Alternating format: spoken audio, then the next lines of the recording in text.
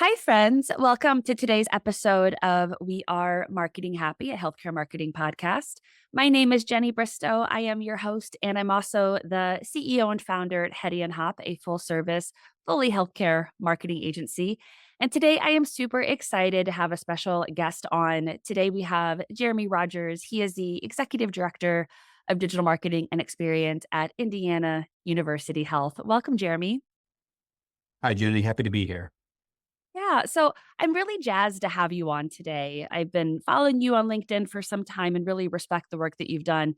You have been at Indiana University Health for almost 9 years. So you've been through and seen a lot of the shifts in healthcare marketing and the different ways marketers have had to pivot as far as digital becoming more important and then privacy becoming more important.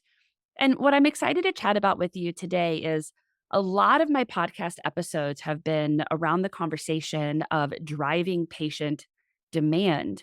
But sometimes demand far exceeds supply. And so marketing's role in that case really shifts. We're still very important in the conversation, but it isn't about driving patient volumes anymore. So I'd love to start off this podcast just getting a little bit of insight from you about what are you seeing with that shift? How is that impacting you and your role within your organization? Yeah, it's a super important topic, Jenny. I think you're spot on. I mean, I can think back, my career here at IU Health is basically split in half by the pandemic. Thinking back in the good old days, pre-COVID, the top of the funnel was wide open. Everyone was focused on acquiring net new patients. It's low acuity, primary care, urgent care, fill the funnel, you get downstream revenue. That's the classical model. Well, the reality is in this post-pandemic world, it's super duper uneven. I mean, there are many parts of the country where access, and you can define access many different ways. I don't want to quibble over that, but net, it takes a lot longer for a patient to receive care today than it did, say, 4 or 5 plus years ago. And so the impact of that, the trickle down of that, I think is being felt in different waves across the country. A lot of our work back in the day was heavily focused on primary care. That was the quote unquote loss leader. You attract a patient, you get your hooks into them, you build loyalty, you get a referral, they have a procedure, a screening, what have you, and then magic happens from there. Well, the reality is today, for a typical primary care provider, you may not be able to get in for 2 weeks if you are lucky. And so in terms of what that does with the customer journey, the way people come in and out, the way people are leveraging urgent care or quick care or virtual care as proxies or alternatives to receiving care, and the impact that has on their lifetime value, their brand affinity for a health system is just totally different now than it was. So again, super duper important topic. Absolutely. So, what is marketing's role in this new ecosystem, right? Like the brand hat, we have the brand hat, we have the communications hat, the digital hat, technology. We have all these hats we're supposed to wear. What does our day-to-day look like when this is the scenario? Yeah, I wish I had an easy answer for that. I do not. I'm sure people much smarter than me have figured it out. I think that the short answer is it depends on who you are, where you're at, and I think it varies day by day. I believe, a progressive marketer nowadays is really reevaluating the value they add in terms of how are they representing the patient, representing their organization. At the core, a marketer should be the voice of the customer. Like, what are you representing there internally? So in terms of the collaborations you're having across your systems, whether it's operationally, medical groups, you've got to be at the table speaking up about what customers' expectations are, because that's what pains me the most is even in my own family, there are people who just don't understand, if you have to go to an emergency department today, it's not a great experience. You're oftentimes waiting for hours and hours. And I don't think a lot of consumers around our country have embraced that. Similar with like primary care. I mean, I told my own mom a few days ago, you may want to book your wellness visit a little bit earlier this year because it's going to take you longer. Like I can tell you personally, I've got one booked out over a year from now because I know you just can't get in like you used to. So just small things and big things like that's where I think marketers have to play. Oh, Jeremy, first of all, I do too. I book my annual when I'm at my annual. So I'm aligned with you because I understand how the world Kudos, works kudos now. to you, Jenny. Very smart. Yes, yes. But so if we're thinking about that, then it's more about, loyalty, current customer engagement, proactive communication about service line availability, et cetera. So then building relationships with other teams within your organization is super important. What are some of the teams, departments within your organizations that you've become good friends with? Yeah, so I would say almost all of them is the reality, and maybe not good friends, but like begrudging, like we're frenemies maybe potentially, but heavy on the operations access side. And it depends on how the different orgs are structured. But folks who run your scheduling teams, whether it's the call center or the front desk, you've got to be plugged in with them. In our case, we have a very strong medical group presence. The medical group is heavily involved in that. They're the ones who are handling patient throughput, even new provider recruitment, because you think about the supply demand piece, you got to be involved there too. All the way down to registration, like what is the, look across the customer journey.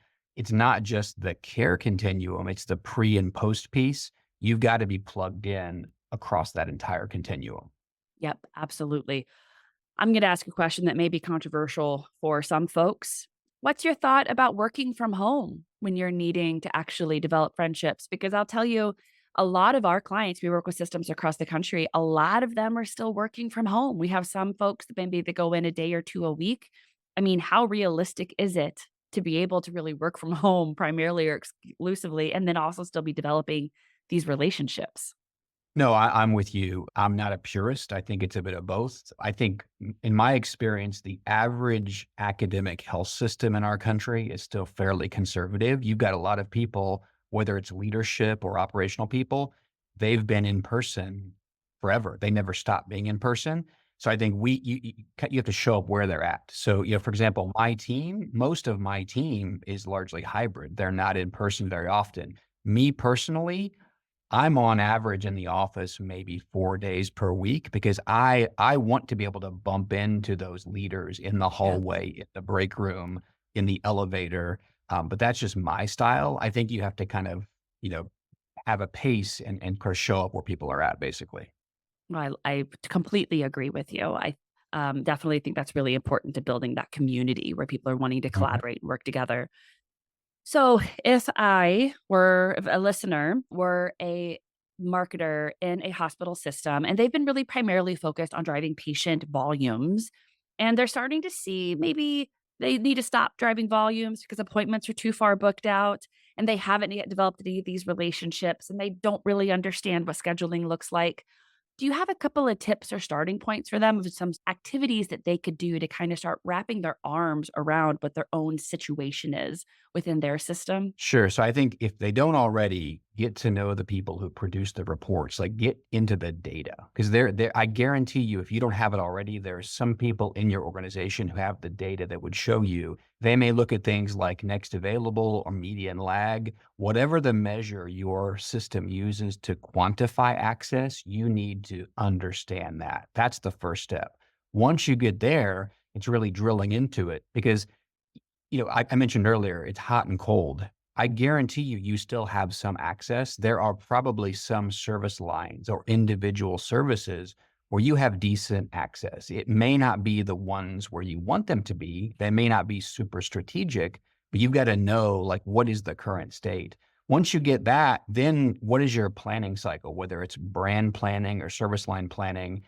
You probably want to focus your time, energy, and resources on those areas where you have a good shot at getting a patient in within a reasonable expectation. You probably want to double down in those areas. And I think conferences I've been to in recent months, I still hear people talking too much about casting a broad net. I worry people are wasting their time, they're wasting their money and their finite resources on promotion or campaigns or just efforts that don't have a chance in heck of actually resulting in a booked appointment because there just isn't access. I see too much of that. Yeah, that is an excellent point. I mean, one of our best practices as an agency is whenever we are running patient acquisition campaigns, there's a multiple times a week, we're talking about available appointments and what locations do we need to pause? What locations can we double down on budget? So if you as an organization either manage your own media or have a third party, definitely incorporating something basic like that as a starting point can make sure that your spend is allocated appropriately. Because most people probably don't have bigger budgets now. So you want to make sure you're being smarter with the money you have. And this is a really good way to do it. Absolutely.